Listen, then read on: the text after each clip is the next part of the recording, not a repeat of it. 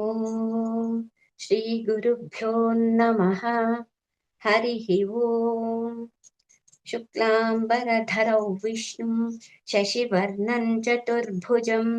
प्रसन्नवदनं ध्यायेत् सर्वविघ्नोपशान्तये।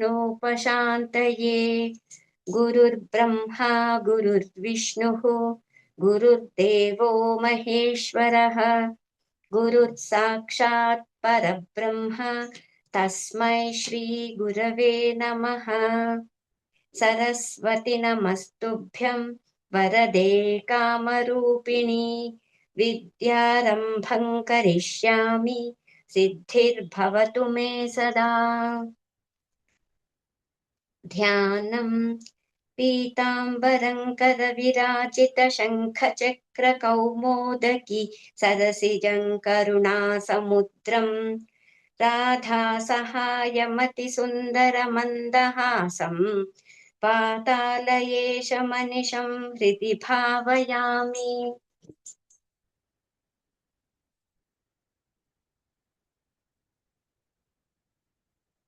ॐ नमो भगवते वासुदेवाय। ॐ श्रीकृष्णाय परब्रह्मणे नमः। अथ श्रीमन्नारायणीयं प्रथमं दशकं श्रीभगवन्महिमानुवर्णनम् सान्द्रानन्दावबोधात्मकमनुपमितं कालदेशावधिभ्यां निर्मुक्तं नित्यमुक्तं निगमशतसहस्रेण निर्भास्यमानम् अस्पष्टं दृष्टमात्रे पुनरुरुपुरुषार्थात्मकं ब्रह्म तत्त्वम् तत्तावद्भाति साक्षात् गुरुपवनपुरे अन्तभाग्यञ्जनानाम् एवं दुर्लभ्य वस्तुन्यपि सुलभतया हस्तलब्धे यदन्यत् तन्वा वाचा धिया वा भजति पदजनः क्षुद्रतैव स्फुटेयम् एते तावद्वयन्तु स्थिरतरमनसा विश्वपीडापहत्यै निःशेषात्मानमेनं गुरुपवनपुराधीशमेवाश्रयामः। सत्त्वय्यत्तत्पराभ्यामपरिकलनतो निर्मलं तेन तावत् भूतैर्भूतेन्द्रियैस्ते वपुरिति बहुशः श्रूयते व्यासवाक्यम् तत्स्वच्छत्वाद्यदच्छादितपरसुखचिद्गर्भनिर्भासरूपम् तस्मिन् धन्या रमन्ते श्रुतिमतिमधुरे सुग्रहे विग्रहे ते निष्कम्पे नित्यपूर्णे निरवधि परमानन्दपीयूषरूपे निर्लीनानेकमुक्तावलिषु भगतमे निर्मल ब्रह्म सिन्धौ कल्लोलोलसुतुल्यं खलु विमलतरं सत्त्वमाहुस्तदात्मा कस्मान्नो निष्कलस्त्वं सकल इति वचस्वत्कलास्वेव भूमन् निर्व्यापारोऽपि निष्कारणमज भजसे यत्क्रियामीक्षणाख्यां तेनैवोदेति लीना प्रकृतिरसति कल्पापि कल्पादिकाले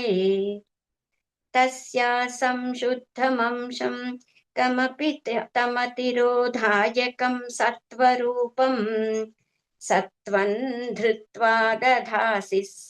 स्वमहिम विभवा कुण्ठवैकुण्ठरूपम्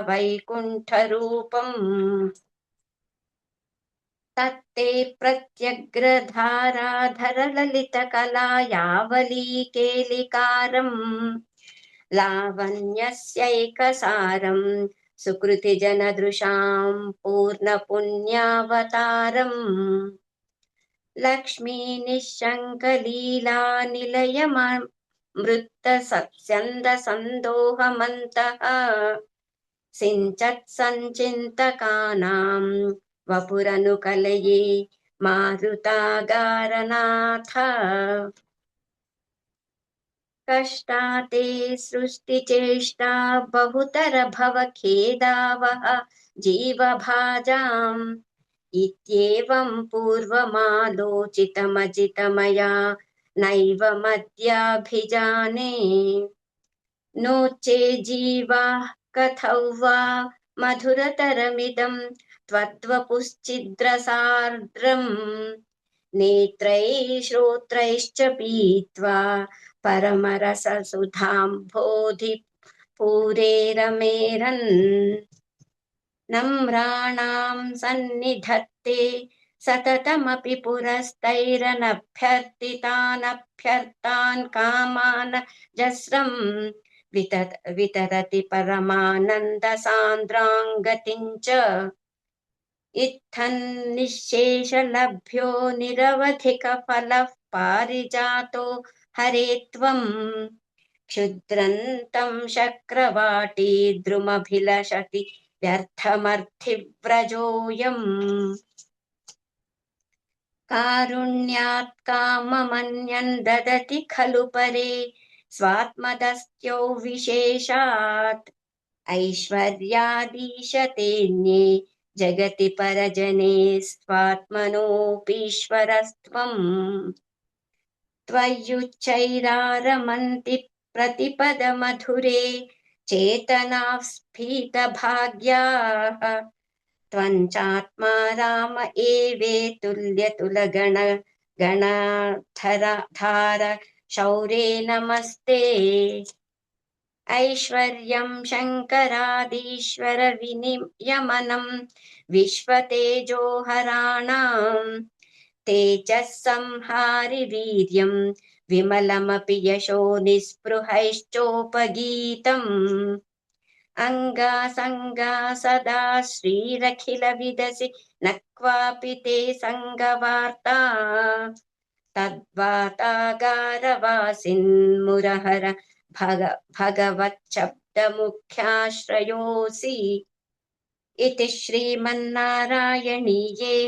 श्रीभगवन्महिमानुवर्णनं नाम प्रथमं दशकं समाप्तम् नारायणाखिलगुरो भगवन्नमस्ते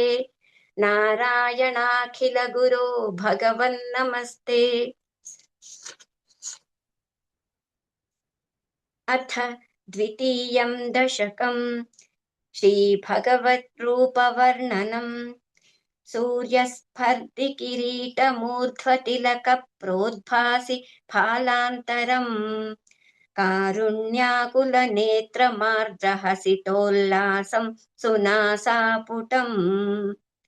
गण्डोद्यन्मकराभकुण्डलयुगं कण्ठोज्ज्वलत्कौस्तुभम् त्वद्रूपौ वनमाल्यहारपटलः श्रीवत्स दीप्रं भजे केयूराङ्गदकङ्कणोत्तममहारत्नाङ्गुलीयाङ्कितः श्रीमद्बाहु चतुष्कसङ्गतगदा शङ्खारि पङ्केरुहाम् काञ्चित् काञ्चन काञ्चिलाञ्छितलस्फीताम्बरालम्बिनीम् आलम्बे विमलाम्बुजद्युतिपदां मूर्तिं तवार्तिच्छिदम् यत्रैलोक्यमहीयसोऽपि महितं सम्मोहनं मोहनात् कान्तं कान्तिनिधानतोऽपि मधुरं माधुर्यधुर्यादपि सौन्दर्योत्तरतोऽपि सुन्दरतरं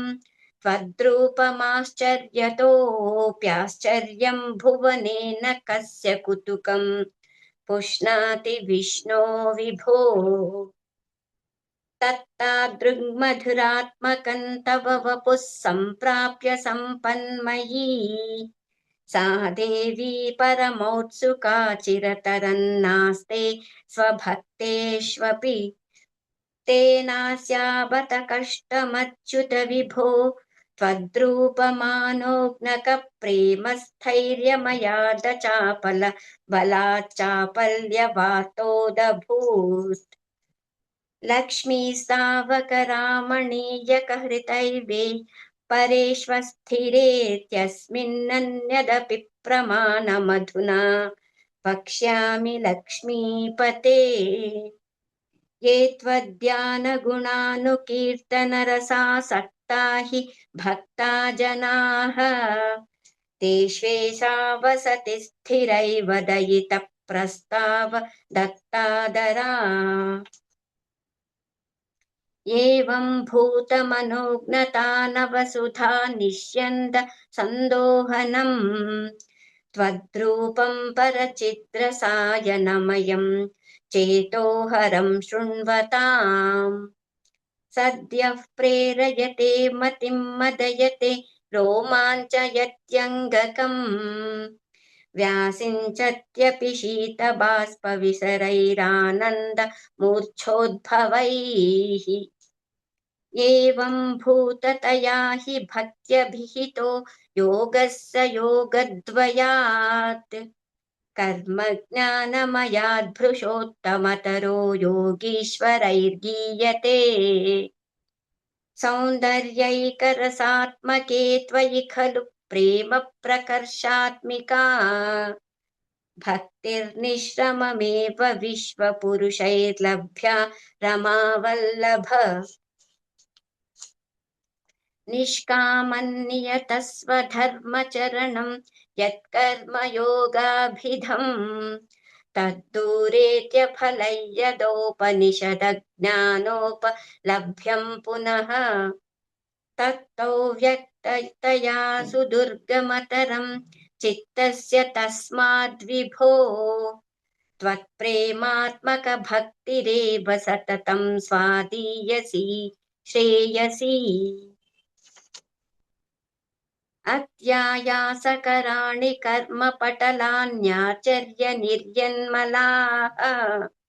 बोधे भक्तिपथे तवाप्युचितता मायान्ति किन्तावता क्लिष्ट्वा तर्कपथे परन्तव वपुर्ब्रह्माख्य मन्ये पुनः चित्तार्द्रत्वमृते विचिन्त्य बहुभिः सिद्ध्यन्ति जन्मान्तरैः त्वद्भक्तिस्तु कथारसामृतझरि निर्मज्जनेन स्वयं सिद्ध्यन्ति विमलप्रबोधपदवीमक्लेशस्तन्वती सद्यः सिद्धिकरी जयत्ययि विभो सैवास्तु मे त्वत्पदप्रेम प्रौढिनरसार्द्रता द्रुततरं वातालयाधीश्वर इति श्रीमन्नारायणीये श्रीभगवद्रूपवर्णनं नाम द्वितीयं दशकं समाप्तं नारायणाखिलगुरो भगवन्नमस्ते नारायणाखिलगुरो भगवन्नमस्ते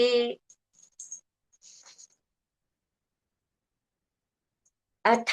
तृतीयं दशकं भक्तस्वरूपवर्णनं भक्तिप्रार्थना च पठन्तो नामानि प्रमदभरसिन्धौ निपतिताः स्मरन्तो रूपन्ते वरद कथयन्तो गुणकथाः चरन्तो ये भक्तास्त्वयि खलु रमन्ते परममून् अहं धन्यान् मन्ये समधिगत सर्वाभिलषितान् गदक्लिष्टं कष्टं तव चरणसेवारसभरेऽप्यनासक्तं चित्तं भवति बत विष्णो कुरु दयाम् भवत्पादाम्भोजस्मरणरसिको नाम निवहान् अहं गायं कुहचन विवक्ष्यामि विजने कृपा ते जाता चेत् किमिव न हि लभ्यन्तनुभृताम् मदीयक्लेशौघप्रशमनदशा नाम कियती न के लोकेऽस्मिन्न निशमयि शोकाभिरहिताः भवद्भक्ता मुक्ता सुखगतिमसक्ता विदधते मुनिप्रौढारूढा जगति खलु गूढात्मगतयः भवत्पादाम्भोजस्मरणविरुजो नारदमुखाः चरन्ति शस्वैरं सततपरिनिर्भातपरचित् सदानन्दाद्वैतप्रसर परिमग्नाः किमपरम् भवद्भक्तिस्फीता भवतु मम सैव प्रशमयेत् अशेषक्लेशौखन्न खलु हृदि सन्देहकणिका न चेद्व्यासस्योक्तिस्तव च वचनन्नैगमवचः भवेन्मिथ्यारथ्या पुरुषवचनप्रायमखिलम् भवद्भक्तिस्तावत् प्रमुखमधुरा मधुरा त्वद्गुणरसात् किमप्यारूढा चेत् अखिलपरितापप्रशमनी पुनश्चान्ते स्वान्ते विमलपरिबोधोदयमिलन् महानन्दाद्वैतं दिशति किमतः प्रार्थ्यमपरम् विधूय क्लेशान्मे कुरु चरणयुग्मन् धृतरसम् भवत्क्षेत्रप्राप्तौ करमपि च ते पूजनविधौ भवन्मूर्त्यालोके नयनमथ ते पादतुलसी परिघ्राणे घ्राणम् श्रवणमपि ते चारुचरिते प्रभूताधिव्याधिप्रसभचलिते मामकहृदि त्वदीयन्तद्रूपं परमसुखचिद्रूपमुदीयात् उदञ्चद्रोमाञ्चो गलितबहुहर्षाश्रुनिवहः यथा विस्मर्यासं दुरुपशमपीडापरिभवान् मरुद्गेहाधीश त्वयि खलु पराञ्चोऽपि सुखिनः भवत्स्नेही सोऽहं सुबहु परितप्ये च किमिदम् अकीर्तिस्ते मा भूद्वरदगदभारं प्रशमयन् भवद्भक्तोत्तं सञ्झटिति कुरु मां कंसदमन किमुक्तैर्भूयोभिस्तव हि करुणा यावदुदीयात् अहं तावद्देव प्रहितविविधार्थ प्रलपितः पुरः क्लिप्ते पादे वरद तव नेष्यामि दिवसान् यथाशक्तिव्यक्तं नतिनुति निषेवा विरचयन् इति श्रीमन्नारायणीये भक्तस्वरूपवर्णनं भक्तिप्रार्थना चेति तृतीयं दशकं समाप्तं नारायणाखिलगुरो भगवन्नमस्ते नारायणाखिलगुरो भगवन्नमस्ते।